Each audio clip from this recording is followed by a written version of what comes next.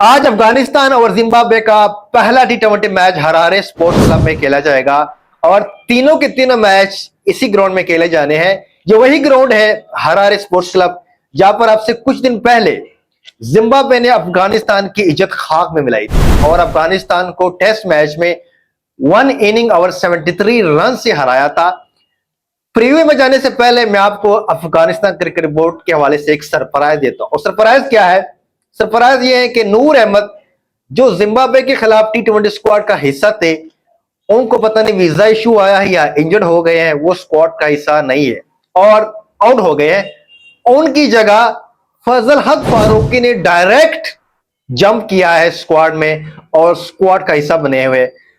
अब मुझे आप ये बताएं कि जब आपका एक स्पिनर इंजर्ड हो गया है या वो स्क्वाड से आउट हो गया है, तो जो अपने स्क्वाड अनाउंस किया है 15 मेंबर स्क्वाड, उसके नीचे अपने दो रिजर्व लड़के रखे हैं। एक है एम गजनफर जो कि प्रीमियम स्पिनर बॉलर है अफगानिस्तान का, और एक है फरीदीन।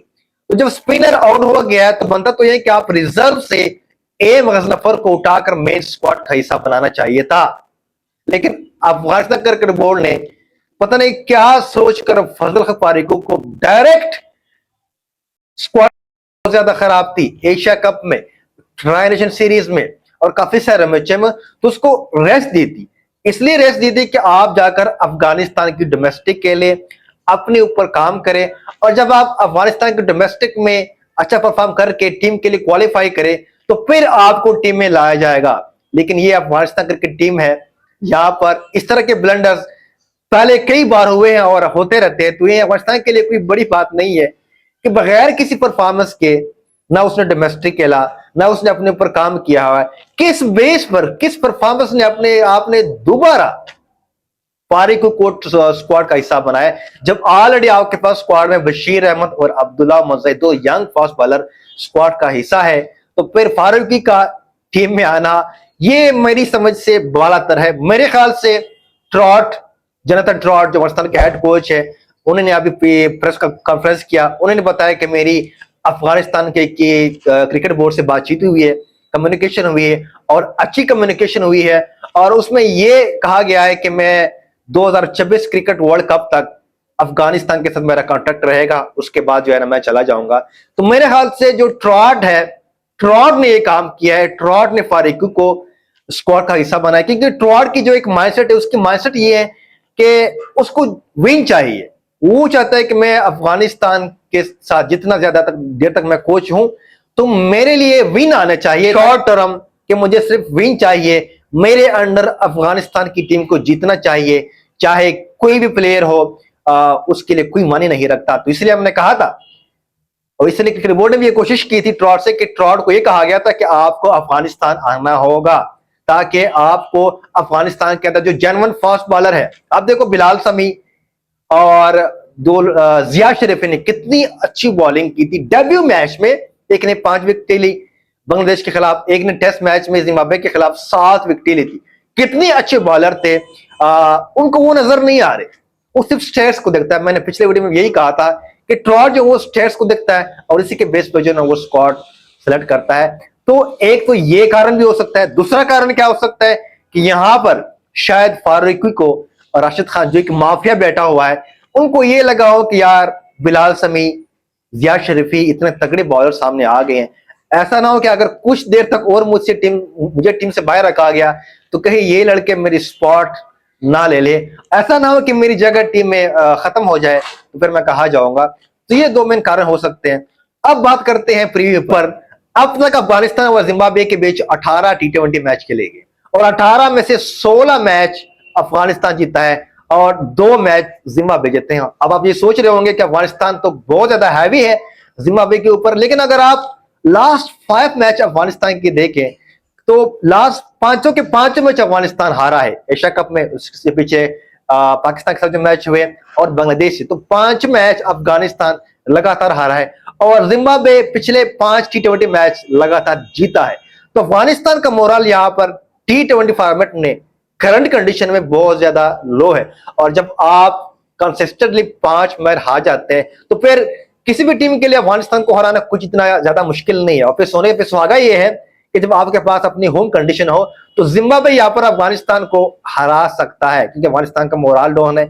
दूसरा ये है कि उसके पास होम एडवांटेज है, तो यहाँ पर कुछ भी हो सकता है। जिम्बाब्वे अफगानिस्तान को हरा सकता है। With all due respect, Zimbabwe Afghanistan की लेवल की टीम नहीं है, लेकिन जिस तरह की कंडीशन है T20 क्रिकेट है, कुछ भी हो सकता है। पिच की अगर बात करें तो ये जो पिच है ये हाई स्कोर पिच है, यहाँ पर ज्यादा रन बनते हैं। फ्लैट पिचे हैं, यहाँ पर बैटर्स के लिए फेवर है, और पावर प्ले में बैटर्स के लिए रन बनाना बहुत ज्यादा इजी होता है, क्योंकि पावर प्ले में बॉल स्विंग नहीं होता, खास पेस भी नहीं निकलती। तो पावर प्ले में जो भी टीम टॉस जीतेगी या फर्स्ट बैटिंग करे सेकंड, तो उनके लिए रन बनाना आसान है। पावर प्ले के बाद या 10 ओवर्स के बाद यहाँ पर जो है ना स्पिनर्स के लिए थोड़ी सी हेल्प आ जाती है। तो 10 ओवर्स के बाद या पावर प्ले के बाद जो है ना स्कोर थोड़ा सा मध्यम हो जाता है, लेकिन वही टीम यहाँ पर कामयाब रहेगी जो पावर प्ले से अच्छा फायदा उठाए, पावर प्ले को अच्छी तरीके से यूज करे। हरारे स्पोर्ट्स क्लब में अब तक 80 T20 मैच खेले गए हैं, और मजे की बात यह है कि यहाँ पर बैटिंग फर्स्ट 43 मैच जीतेगी है और बॉलिंग फर्स्ट 35 मैच जीतेगी। यानी कि क्या क्या मतलब जो टीम टॉस जीतेगी और पहले बैटिंग का फैसला करेगी, तो उस टीम का मैच जितना 60% बन जाता है।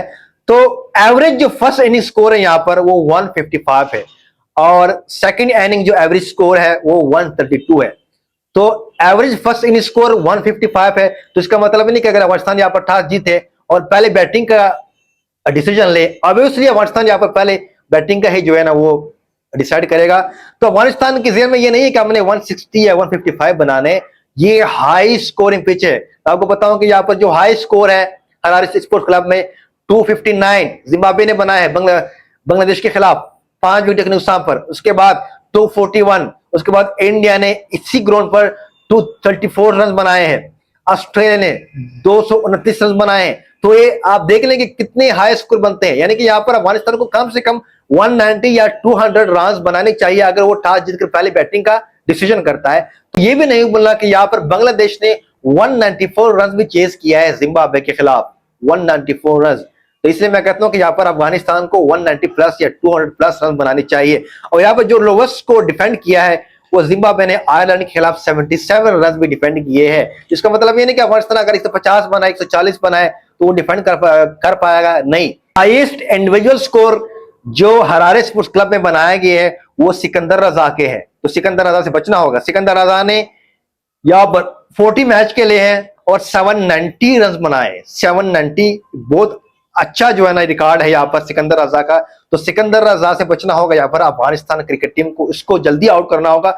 उसके बाद जो मोस्ट विकेट्स इस ग्राउंड में लिए हैं वो भी जिम्बाब्वे का ही एक बॉलर है, निगरावा, शायद मैं सही प्रोनाउंस कर रहा हूं। निगरावा ने 33 मैच में 39 विकेटें ली है। तो सिकंदर रजा से बचना होगा, इसको जल्दी आउट करना होगा अफगानिस्तान को, अगर अफगानिस्तान ने मैच जीतना है। उसके साथ निगरावा की बॉलिंग से बचना होगा, इसको थोड़ा अपने रिस्पेक्ट देना है। बाकी कोई खास नाम ऐसा नहीं जिम्बाब्वे में जो अफगानिस्तान की टीम को के लिए ज्यादा मुश्किल हो। अगर हम अफगानिस्तान की बात करें तो यहाँ पर मोहम्मद नबी का बहुत अच्छा रिकॉर्ड है। मोहम्मद नबी ने यहाँ पर 6 मैच खेले, 161 रन बनाए हैं, 44 के उनका हाई है, 53 के एवरेज से, और 143 उसका स्ट्राइक रेट है। और इसी के साथ जो दूसरा बैटर है अफगानिस्तान का जहां पर इसका रिकॉर्ड अच्छा है वो है दरवेश रसूली ने 4 मैच खेले हैं, 103 रन बनाए हैं, हाईएस्ट उसका 57 है और एवरेज 51, 113 उसका स्ट्राइक रेट है। तो मोहम्मद नबी और दरवेश रसूली के लिए बड़ा अच्छा अपॉर्चुनिटी है, उसका रिकॉर्ड भी अच्छी है। ऑलरेडी उसने यहाँ पर 50 रन स्कोर किए हैं, 57 रन उसका हाईएस्ट स्कोर है, अच्छा रिकॉर्ड है। तो दरवेश रसूली ने अगर अफगानिस्तान की T20 स्क्वाड में अपनी स्पॉट को पक्की करनी है तो यहाँ के पास बहुत बड़ा मौका है, यहाँ पर फार्म करना होगा। आपको पता है कि अफगानिस्तान की टीम में कुछ भी हो सकता है, आपको बिठाया जा सकता है। दरवेश रसूली ने डोमेस्टिक के तमाम फॉर्मेट को टॉप किया हुआ है, लेकिन अफगानिस्तान की नेशनल टीम में अभी तक उस तरह क्लिक नहीं हुआ। टैलेंटेड बैट्समैन है, लेकिन अल्लाह करे ये लड़का किसी न किसी तरीके से इस सीरीज में क्लिक करे और इसकी जो स्पॉट है और हमारा जो मिडिल ऑर्डर का मसला है वो हल हो जाए। तो प्रोबेबली फाइनल प्लेइंग 11 मेरे हाल से वो यही होगी कि आपकी जो ओपनर्स है वो रहमान अल गुरबाज और सदीकुल आतल आएंगे। वन डाउन आपके पास इब्राहिम जदरान आएगा, उसके बाद दरवेश रसूली के बाद इजाज अहमद जई को एज ए फिनिशर लिया गया।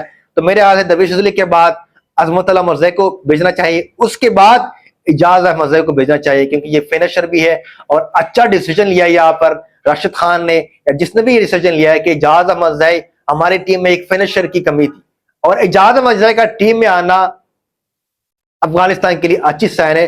तो फिनिशर का मसला यहाँ पर अफगानिस्तान के लिए हल हो सकता है। इजाज अहमद ने पाकिस्तान क्रिकेट लीग में बड़ा अच्छा परफॉर्म किया था और वहां पर कई सारे मैच यहाँ पर इसने अपने टीम के लिए जितवाए, तो उसी परफॉर्मेंस को देखकर इजाज अहमद को टीम में लिया गया है। उसके बाद आएंगे मोहम्मद नबी, राशिद खान, अब्दुल फारूकी, उसके बाद मुजीबर रहमान और अब्दुल्ला अहमद या बशीर अहमद में से जो दो जर्मन फास्ट बॉलर है, किसी एक को चुना जाएगा। मेरे ख्याल से अब्दुल्ला अहमद का चांस ज्यादा है, क्योंकि अब्दुल्ला अहमद की जो लेन और लेंथ है वो काफी अच्छी है, उसकी पेस भी अच्छी है as compare to Bashir Ahmad.